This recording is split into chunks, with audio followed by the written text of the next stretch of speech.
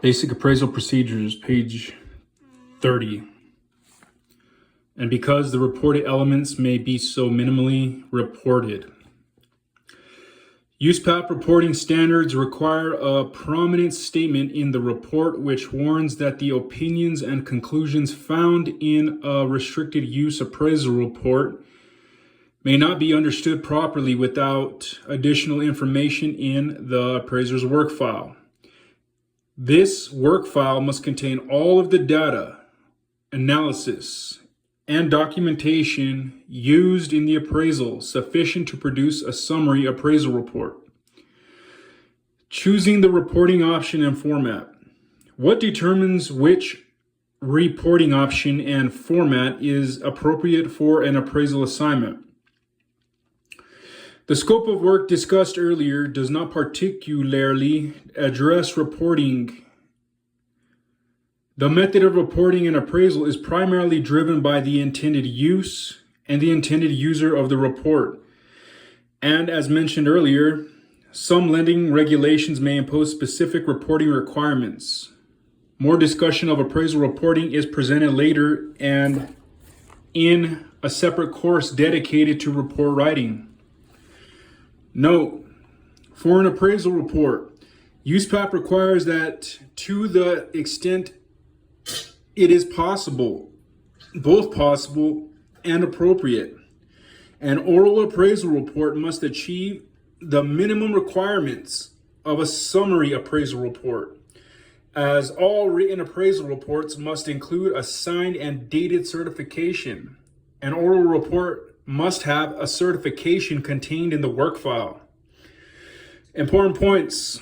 Regardless of the reporting option and format chosen, the value opinions expressed in each should be equally credible. The reporting option and format is primarily driven by the intended user and the intended use of the appraisal.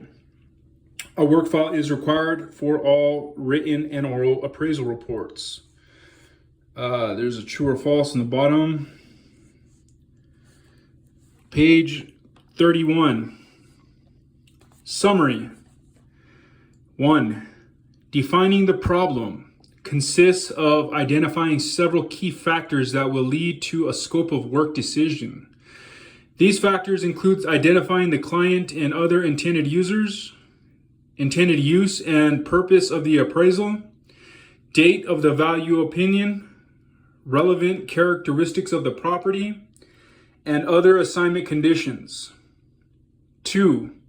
The appraiser identifies the client and other intended users to establish any other potential future obligations the assignment might bring and to determine the level and extent of the reporting.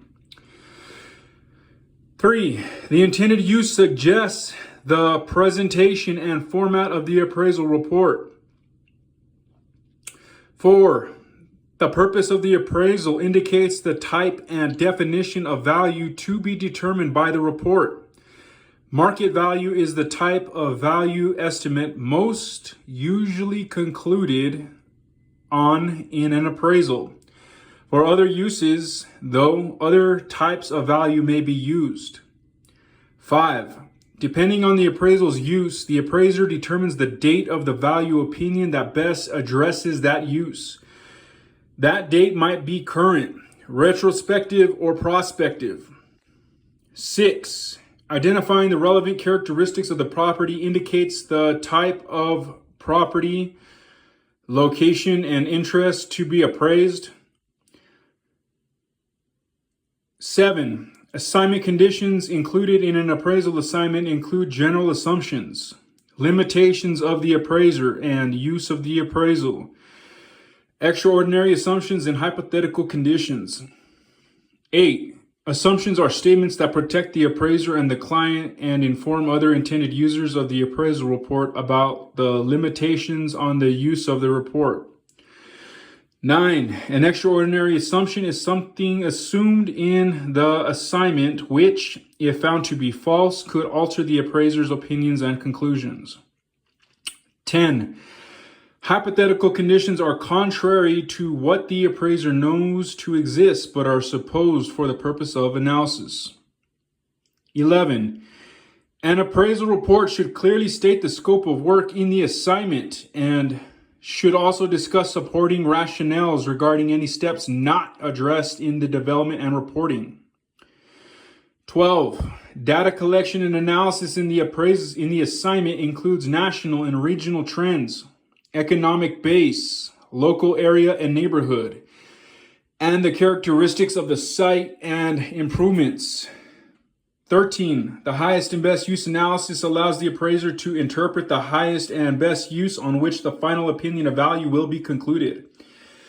A decision as to highest and best use is determined by valuing the land as vacant and valuing the property as improved. Extra notes. All the important information definitions. Never ever average the approaches. What is not hypothetical? And highest and best use.